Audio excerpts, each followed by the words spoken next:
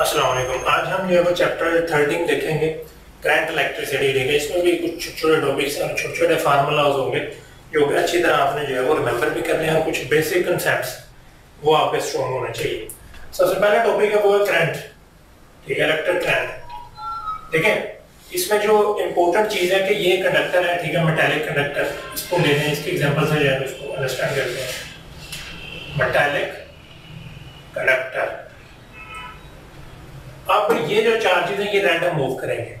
कोई कंडक्टर में आपको पता है फ्री चार्जेस जो है वो अवेलेबल है, तो वो फ्री चार्जेस जो है वो इधर उधर रैंडमली जो है वो मूव करेंगे, यानी उनकी कोई स्पेसिफिक डायरेक्शन नहीं है, तो हम उसको करंट नहीं करेंगे। क्योंकि हम कह सकते हैं कि भाई जितने चार्ज रैंडमली मूव कर रहे हैं ना, अगर इधर जो है वो 5 चार्ज के कूलम है, 5 कूलम चार्ज इधर जाते हैं और 5 कूलम चार्ज इधर जाते हैं, तो जो नेट चार्ज होंगे वो तो जीरो। तो जो चार्जेस का फ्लो नेट है वो तो जीरो हो गया, क्योंकि आधे चार्जेस जो है वो इधर चलेंगे आधे उधर चलेंगे, ठीक है। तो इसलिए हमें क्या करते हैं कि हमें करंट को फ्लो करवाने के लिए एक सोर्स चाहिए, एनर्जी का सोर्स, वो बैटरी है, ठीक है। बैटरी काम करेगी तो फिर जो है वो चार्ज मूव करेंगे। देखें यहाँ पे ये हमने बैटरी जो है वो अटैच कर दी है इस कंडक्टर के साथ। अब यहाँ पे फ्री इलेक्ट्रॉन्स तो मौजूद है, ये बैटरी जो है वो एनर्जी देगी इसको, ये इलेक्ट्रॉन्स की फॉर्म में जो एनर्जी मिलेगी। फिर ये यहाँ पे जो है इसको पुश करेगी इलेक्ट्रॉन्स को, बैटरी, तो इलेक्ट्रॉन इधर मूव करना शुरू हो जाएगा। क्लियर हो गया। अब जो है वो एक स्पेसिफिक डायरेक्शन में इलेक्ट्रॉन्स मूव कर रहे हैं। ये जो स्पेसिफिक डायरेक्शन में जो इलेक्ट्रॉन्स मूव कर रहे हैं, यानी चार्जेस का फ्लो है, उसको हम करंट कहेंगे। एक पर्टिकुलर डायरेक्शन में जो चार्जेस का फ्लो है वो भी एरिया में एक पर्टिकुलर जो है वो एरिया से, ठीक है, ये जो एरिया है उसको हम कहेंगे इलेक्ट्रिक करंट, यानी फ्लो ऑफ चार्जेस जो है वो इलेक्ट्रिक करंट होगा इन स्पेसिफिक डायरेक्शन।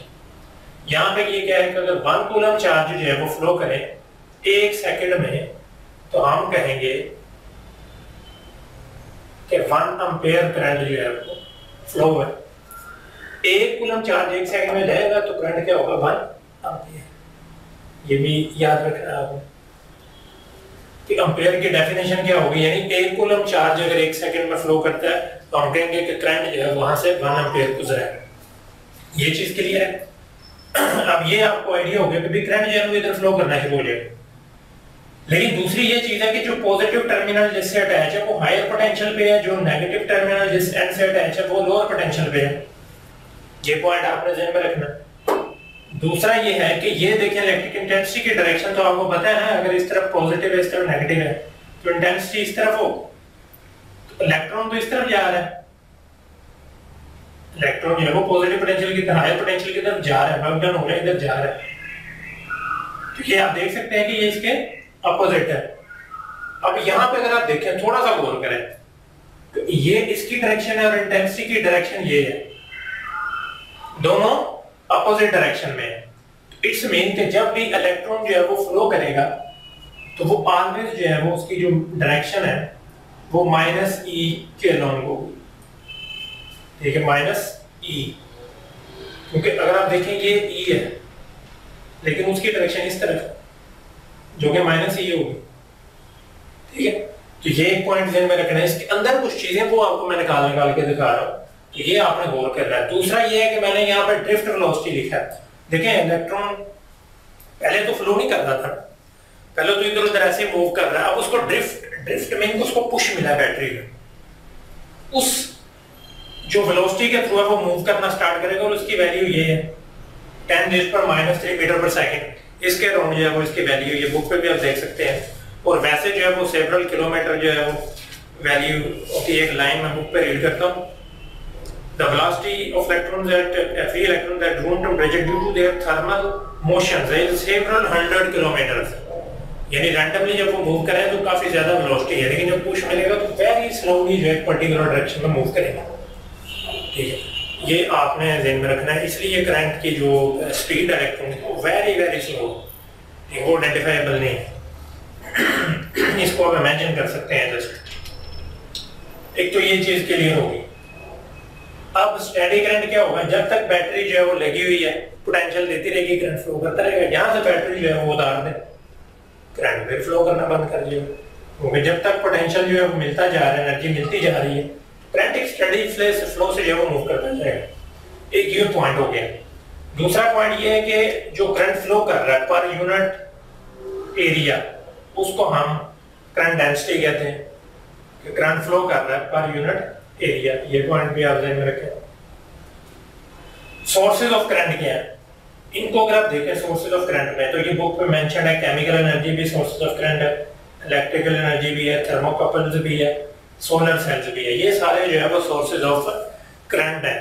ऑब्वियसली यहाँ पे अगर हम बैटरी लगा रहे हैं तो फिर ही करंट जनरेट हो रहा है ना, तो इसलिए जितने भी सोर्सेज हैं, केमिकल है, इलेक्ट्रिकल है, थर्मोकपल्स हैं, सोलर सेल्स हैं, ये सारे करंट जनरेट करने के जो है वो सोर्स हैं। ये एनर्जी देंगे तो इलेक्ट्रॉन्स जो है वो मूव करेंगे तो करंट हमें मिलेगा। केमिकल एनर्जी में आपको पता है primary cells and secondary cells, तो इनके नाम ध्यान में रखें आप। प्राइमरी सेल्स जो है वो नॉन रिचार्जेबल है, सेकेंडरी जो है वो रिचार्जेबल है। इलेक्ट्रिक जनरेटर से mechanical energy into electrical energy, ये पॉइंट ध्यान में रखें। Thermocouples heat energy into electrical energy, solar cells sunlight into electrical energy. ये यहां तक काफी है। नेक्स्ट आ गया effects of current. Before starting effect of current, यहाँ पे एक पॉइंट और मैं आपको बता दूं कि ये जो नेगेटिव टर्मिनल से करंट फ्लो कर रहा है इसको हम इलेक्ट्रॉनिक करंट कहेंगे। यानी इलेक्ट्रॉन ही असल में फ्लो कर रहे हैं, ये इलेक्ट्रॉनिक करंट है। लेकिन अगर मैं डायरेक्शन करंट की ये ले लूं पॉजिटिव टर्मिनल से, तो ये कन्वेंशनल करंट हो जाएगा। यानी अगर हम डायरेक्शन जो है वो ये ले लें कि करंट इधर से इस तरफ को फ्लो कर रहा है, तो वो कन्वेंशनल करंट है, हम डायरेक्शन इस तरह लेते हैं, पॉजिटिव टर्मिनल से नेगेटिव की तरफ। लेकिन एक्चुअल में कोई वहां पे पॉजिटिव चार्जेस फ्लो नहीं कर रहे होते, वो हम लेते हैं उसके अगेंस्ट, उसके इफेक्ट में। कभी पॉजिटिव इफेक्ट जो है वो ये है, एक्चुअली करंट वो यही है, इलेक्ट्रॉन्स का ही है, ये ध्यान में रखें। आगे इफेक्ट्स ऑफ करंट आ जाएंगे। इसमें हीटिंग इफेक्ट है, मैग्नेटिक इफेक्ट है, केमिकल इफेक्ट है। इनको देखते हैं, इनका बेसिक कांसेप्ट का आइडिया लेते हैं और इसके अंदर जो कुछ चीजें हैं वो देखते हैं। हीटिंग इफेक्ट में अगर आप देखें, ये मेटालिक कंडक्टर है, इसको हीट दे रहे हैं हम, एनर्जी दे रहे हैं बैटरी से, ये मूव करेगा, पोटेंशियल जो है वो देते जा रहे हैं, ऑब्वियसली एनर्जी मिल रही है इसको, तो वर्क डन जो होगा वो charge into voltage, work done कर रहे हैं इस चार्ज में मूव करवाने के लिए। अब आप देखें क्यू किसके इक्वल आई टी है, अगर आपको पता है किसके इक्वल है, क्यू ओवर टी, तो यहाँ से क्यू किसके इक्वल आ गया, I T. Phi is equal to I R, ये ओम्स हम पढ़ेंगे लेकिन ध्यान में रखें, phi is equal to I R. यहाँ पे पुट करें दोनों की values, I D into I R, ये इधर आ गया वी की जगह, तो ये आई स्क्वायर आर टी आ जाएगा। तो ये हीट की फॉर्म में जो है वो ये अपीयर होगा, heating effect I square R T. तो ये फार्मूला ध्यान में रखें, बुक पे लिखा हुआ है कि ये काम का heating effect of current is utilised in electric heaters, kettles, toasters and electric irons. ये चीजें ध्यान में रखें, जो एग्जांपल्स भी दी हुई है बुक पे, एक लाइन रीड करें। मैग्नेटिक इफेक्ट, मैग्नेटिक इफेक्ट में क्या है कि ये कंडक्टर है, यहां से करंट जो है वो फ्लो कर रहा है ऊपर, इस तरह जो है वो मैग्नेटिक इफेक्ट जो है वो अपीयर होगा सर्कुलर फॉर्म। अब ये सेंटर पॉइंट है, ये आर हो गया, ये भी आर हो। जैसे जैसे दूर जाते जाएंगे मैग्नेटिक इफेक्ट कम होता जाएगा, तो inverse relation, magnetic effect magnetic field जैसे जैसे दूर जाते जाएंगे कम होता जाएगा, तो करंट के डायरेक्टली प्रोपोर्शनल है, करंट ज्यादा होगा तो मैग्नेटिक फील्ड बढ़ेगी, ज्यादा होगी। ये पॉइंट ध्यान में रखें। ये यूज कहां पे करते हैं, all the machines involving electric motors, magnetic effect वहां पे भी यूटिलाइज किया जाता है। ये magnetic effect is also utilised in detection and measurement of current, current की जो डिटेक्शन और मेजरमेंट के लिए भी हम यूज करते हैं। ये लाइनें इनको भी अंडरलाइन करें बुक से। केमिकल इफेक्ट में क्या है, ये एक सेल है, सिस्टम, यहाँ पे देखें, यहाँ पे इलेक्ट्रोलिसिस होगा,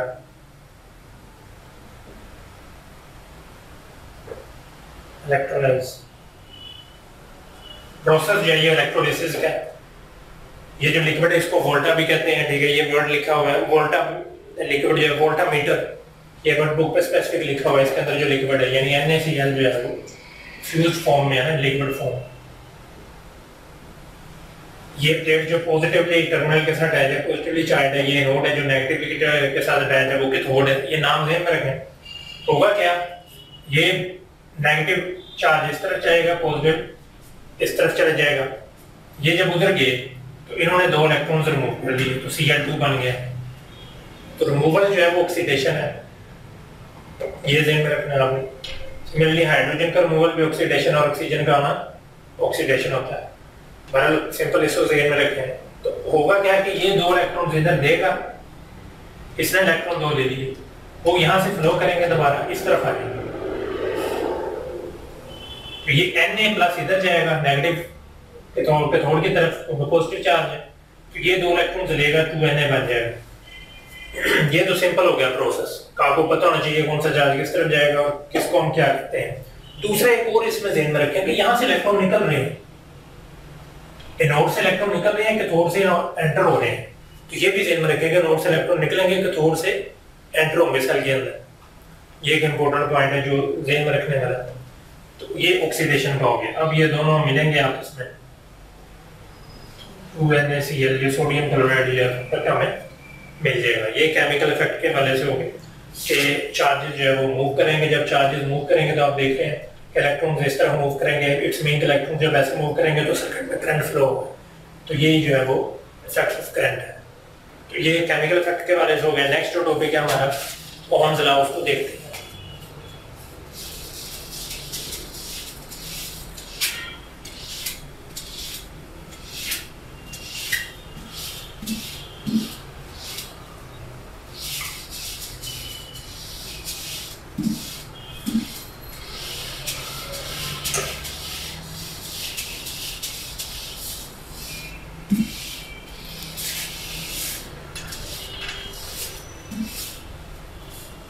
ओहम्स लॉ जो है वो बड़ी इंपॉर्टेंट जो है वो टॉपिक है।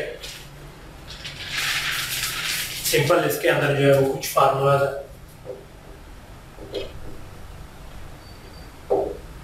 V जो है वो डायरेक्टली प्रोपोर्शनल क्या है I के। तो कॉस्ट ऑफ कंस्टेंट को जब रिमूव करेंगे तो V = IR आ जाएगा। ये एक फार्मूला जो है वो आप ध्यान में रखें। इसको पहले डिस्कस कर लेते हैं कि जब रेजिस्टेंस होती है, ये रेजिस्टेंस, इसको भी ध्यान में रखें। रेजिस्टेंस क्या होगी, कंडक्टर है, इलेक्ट्रॉन फ्लो कर रहे हैं, अपोजिशन वो फेस कर रहा है। ऑब्वियसली एटम्स हैं कंडक्टर के, एटम्स के साथ इलेक्ट्रॉन स्ट्राइक करता करता जो है वो आगे जा रहा है, तो वो अपोजिशन है उसको, वो हिंड्रेंस है उसके लिए। वो जो हिंड्रेंस है उसको हम रेजिस्टेंस कहते हैं। ये सिंपल पॉइंट है। अब देखें इसका यूनिट क्या है, वोल्ट, 1 वोल्ट। इसका क्या है, 1 एम्पीयर। यानी ऐसा कंडक्टर जिसका पोटेंशियल डिफरेंस जो है वो 1 वोल्ट और उसमें से करंट कितना फ्लो करे, 1 एम्पीयर, तो उसकी रेजिस्टेंस होगी 1 ओम। ये सिंबल भी यूज करते हैं। ये तो होगा इसका यूनिट के बारे से और इसका फार्मूला। ये से अच्छी तरह याद रखना, कोई न्यूमेरिकल इस पे बन सकता है। अब बुक पे जो थोड़ी डिटेल लिखी हुई है कि कुछ ओमिक मटेरियल्स होते हैं और कुछ नॉन ओमिक मटेरियल्स होते हैं। अब वो क्या होते हैं ओमिक मटेरियल्स?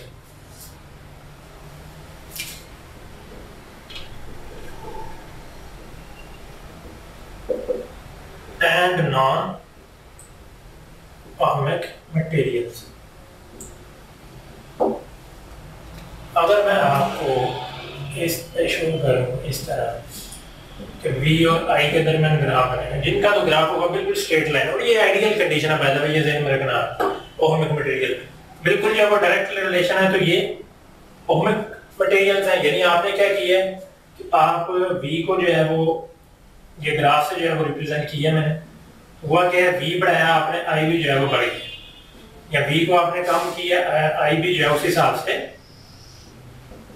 कम हो गया। तो ये तो हो गया ओमिक मटेरियल। लेकिन नॉन ओमिक मटेरियल्स में क्या होता है कि ये जो है लीनियर रिलेशन नहीं होता है। जैसे टंगस्टन है, बल्ब का जो टंगस्टन फिलामेंट जो मेटल का होता है बल्ब के अंदर, वो जब हीट अप होता है तो लीनियर रिलेशन नहीं रहता, उसका ग्राफ जो है वो स्ट्रेट नहीं जाता, फिर उसका ग्राफ कुछ इस तरह बनता है। V और I ऐसे स्ट्रेट होगा इनिशियली, लेकिन जैसे हीट बहुत ज्यादा बढ़ जाएगी, टेंपरेचर बढ़ जाएगा, तो इस तरह वो डेविएशन हो जाएगी, यानी लीनियर रिलेशन नहीं रहेगा। तो ये एक एग्जांपल ध्यान में रखें। दूसरा ये है कि सेमीकंडक्टर के केस में भी ऐसा ही होता है, क्योंकि आप हीट दे रहे हैं, कंटिन्यूअसली वोल्टेज दे रहे हैं, हीट उससे टेंपरेचर जो है वो ज्यादा होता जाएगा। जब टेम्परेचर ज्यादा होता जाएगा तो सेमीकंडक्टर का तो ऐसे नहीं होगा ना, सेमीकंडक्टर भी नॉन ओहमिक में ही आएगा सेमीकंडक्टर। उसमें क्या होता है थोड़ा सा देखते हैं। सेमीकंडक्टर में क्या होगा कि जैसे जैसे आप, अगर इसको मैं इस तरह सिंपल वे से आपको बता दूंगा, टेम्परेचर जो है वो बढ़ा रहे हैं तो रेजिस्टेंस जो है वो कम होती जाएगी, आर जो है वो कम होती जाएगी, क्योंकि आपको पता है कि सेमीकंडक्टर में लो टेम्परेचर पे तो फ्री इलेक्ट्रॉन्स नहीं अवेलेबल होते, लेकिन जैसे ही आप टेम्परेचर बढ़ाते हैं तो फ्री इलेक्ट्रॉन जो है वो मूव करना शुरू हो जाते हैं। तो इट्स मीन के जब टेम्परेचर कम था तो रेजिस्टेंस ज्यादा थी, लेकिन जैसे ही आपने टेम्परेचर बढ़ाया फ्री इलेक्ट्रॉन मूव करना स्टार्ट हो गया तो रेजिस्टेंस कम हो गई। तो ये सेमीकंडक्टर के केस में थोड़ा सा आपने ध्यान में रखना है, ये एक इंपॉर्टेंट पॉइंट है। नेक्स्ट है कि parallel resistance and parallel resistance combination and series, ये इंपॉर्टेंट है, इसको देखते हैं कि सीरीज और पैरेलल जो कॉम्बिनेशंस है रेजिस्टेंस के, इनको आपने देखना है। ये सिंपल एक डायग्राम बनाते हैं, उससे चीजें जो है वो क्लियर हो जाएंगी कि सीरीज कॉम्बिनेशन है। यहाँ पे मैं सीरीज कॉम्बिनेशन ड्रा करता हूँ,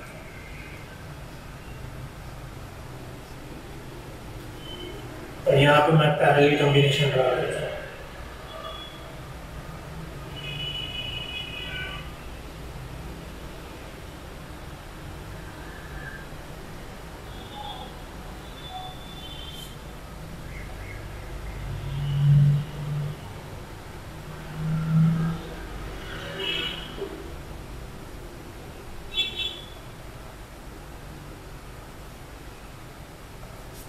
ये टर्मिनल है, ये R1 है, R2 है, R3 है, R1 R2 R3। पहले तो एक चीज ध्यान में रखें, इक्विवेलेंट रेजिस्टेंस जो सीरीज की होगी वो ये है R1 प्लस R2। क्वेश्चन अगर आ जाए तो तीनों रेजिस्टेंसेस को जो है वो जमा कर देंगे तो इक्विवेलेंट रेजिस्टेंस आ जाएगी। जो पैरेलल कॉम्बिनेशन है उसमें इक्विवेलेंट रेजिस्टेंस जो है वो इसके इक्वल होगी 1/R1 plus 1/R2 plus 1/R3।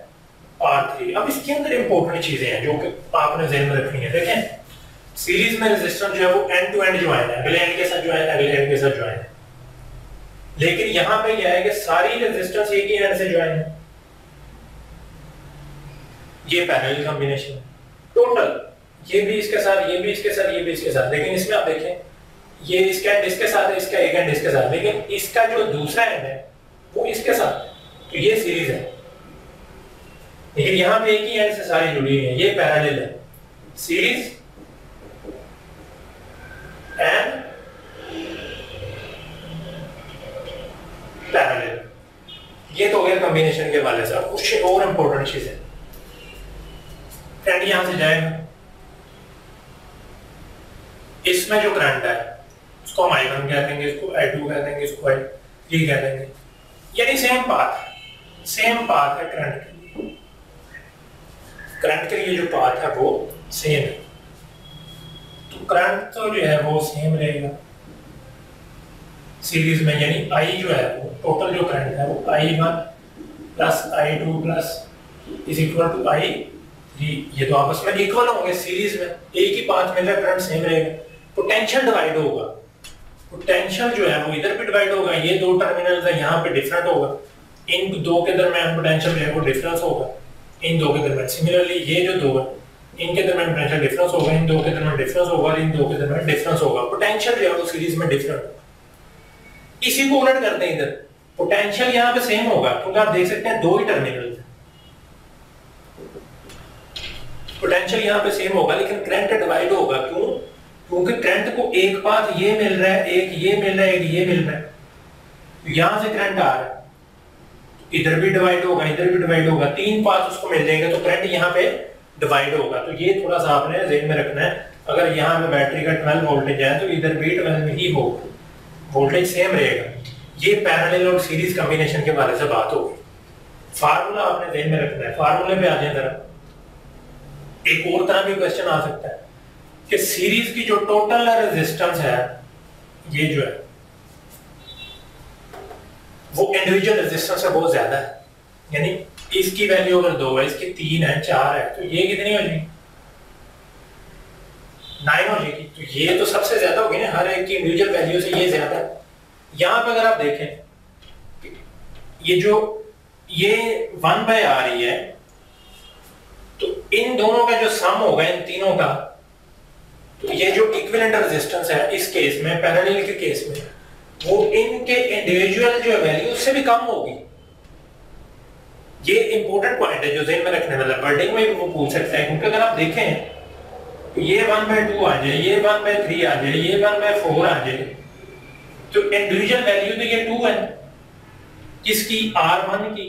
लेकिन अगर आप देखा जाए जब RE आप निकालेंगे, RE, तो वो आप कैसे निकालेंगे, इसको रेसिप्रोकल कर देंगे, ये 2 आ जाएगा।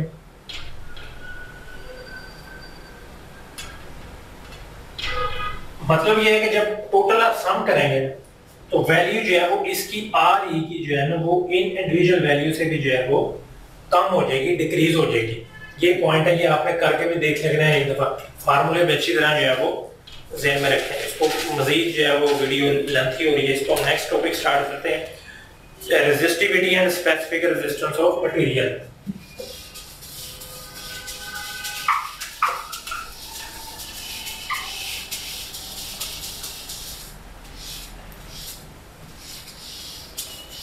resistivity and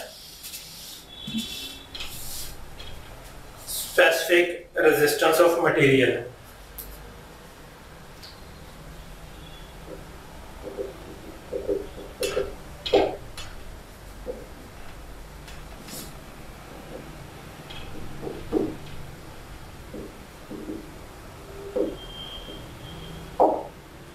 बल्कि ये सेम ही चीज है, रेजिस्टिविटी और स्पेसिफिक रेजिस्टेंस ऑफ मटेरियल। देखिए एक फार्मूला मैं डायरेक्ट जो है वो लिखता हूं यहाँ पे, कि रेजिस्टेंस जो है वो इन पे जो है वो डिपेंड करती है, ये इक्वल है, यानी R जो है वो L के भी डायरेक्टली प्रोपोर्शनल है, R जो है 1A के इनवर्सली प्रोपोर्शनल है, ये रेजिस्टिविटी है। अब ये रेजिस्टिविटी क्या होती है, ये स्पेसिफिक जो है वो रेजिस्टेंस है, इसको अगर डिफाइन करें, the resistance of unit volume of a conductor, the resistance of unit volume of a conductor, ये कंडक्टर है, तो resistance of unit volume of a conductor, इसको हम जो है वो रेजिस्टिविटी कहेंगे। मतलब कहने का क्या है, आप देख रहे हैं कि 1 मीटर अगर लेंथ हो, एरिया जो है वो 1 मीटर स्क्वायर होगी, यानी एक स्पेसिफिक साइज हमने ले ली है, तो जो वॉल्यूम है वो 1 मीटर क्यूब होगा, तो इसकी जो रेजिस्टेंस होगी उसको हम रेजिस्टिविटी कहेंगे। इस रेजिस्टेंस का तो आपको पता है अपोजिशन है, तो ये मटेरियल डिपेंडेंट है।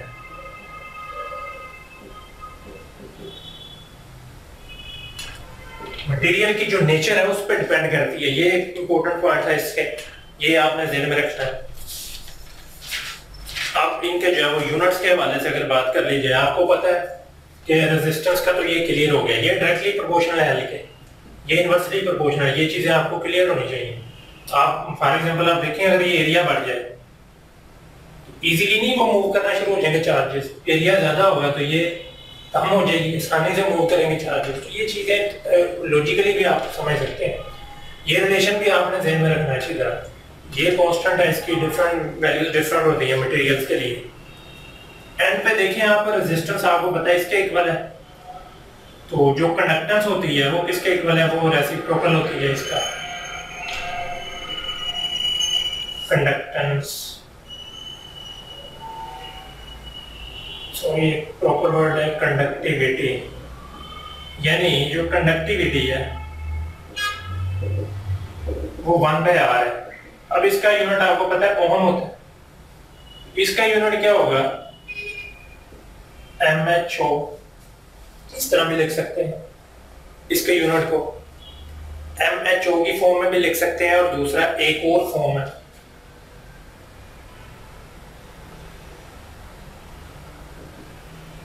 यानी ये इनवर्स है ना, ये ऊपर जब जाएगा माइनस, इस फॉर्म में भी लिख सकते हैं, यानी इसको अगर सीधा करना हो मुझे तो MHO कर सकते हैं, ठीक है। सिमिलरली सीमन भी कहते हैं साइंटिस्ट का नाम।